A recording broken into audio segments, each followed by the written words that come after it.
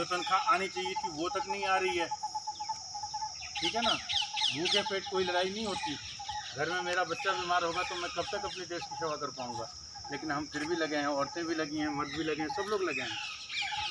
लेकिन यह सरकार अब तानाशाह होती जा रही है।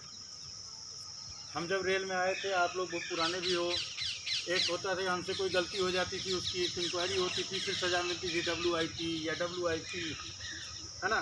टेम्पररी रूप से एक इंक्रीमेंट बंद कर दिया जाता था जो बाद में लग जाता था। बहुत बड़ी गलती होगी तो परमानेंट इंक्रीमेंट बंद होता था। ये तो बिना गलती के हमारे अच्छे काम को करने के बावजूद अगले 1.5 साल तक के ये हमारा DA बंद कर दिया, ये परमानेंट।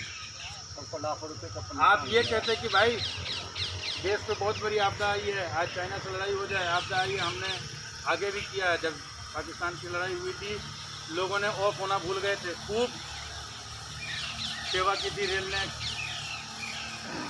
सैनिकों का माल रसद और ये सब पहुंचाने का काम किया था। मगर आप सरकार कह दो कि भाई जब होगा पैसा तब देंगे, नहीं देना, हम फिर भी काम करने को तैयार। लेकिन तुमने तो ये कह दिया भाई 1.5 साल तक DA देंगे ही नहीं और एरियर भी नहीं देंगे। ठीक है, मत दो भाई, लेकिन इसका नुकसान जब हम रिटायर होंगे तो उस पर कितना पड़ेगा, हमारी ग्रेच्युटी पे कितना फ़र्क पड़ेगा, हमारी रिटायरमेंट अमाउंट पे कितना फ़र्क पड़ेगा, ये किसी ने सोचा? आपने तो कह दिया नहीं देंगे। तो एक तरफ तो आपको उत्साहवर्धन करना चाहिए था, हमें आर्थिक प्रोन्नति देनी चाहिए थी, लेकिन आपने DA फ्रीज और कर दिया। फिर आप रेल बेचने की तैयारी में लग रहे हो। अगर हम ऐसे ही चुप रहे भाइयों तो धीरे धीरे पता नहीं आने वाला समय हमें क्या मुंह दिखाएगा।